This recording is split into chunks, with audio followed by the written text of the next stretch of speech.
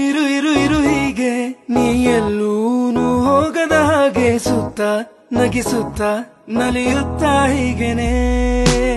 ಬದುಕಿನ ಗತಿಯಲ್ಲಿ ತಿರುವೊಂದು ನಾ ಕಂಡಿರುವಾಗ ಇದ್ದು ಎದುರಿದ್ದು ಹಗ್ ಮಾಡು ಸುಮ್ಮನೆ ಮತ್ತೆ ಆಗಿರುವೆ ಮುಖಾಮುಖಿ ಇದರರ್ಥ ಋಣವಿನ್ನು ಬಾಕಿ ಇನ್ನುಂದೆ ಹಿಂದಿನ ದಿನಚರಿ ಇನ್ನೆಲ್ಲ ಖಂಡಿತ ಹೇಳು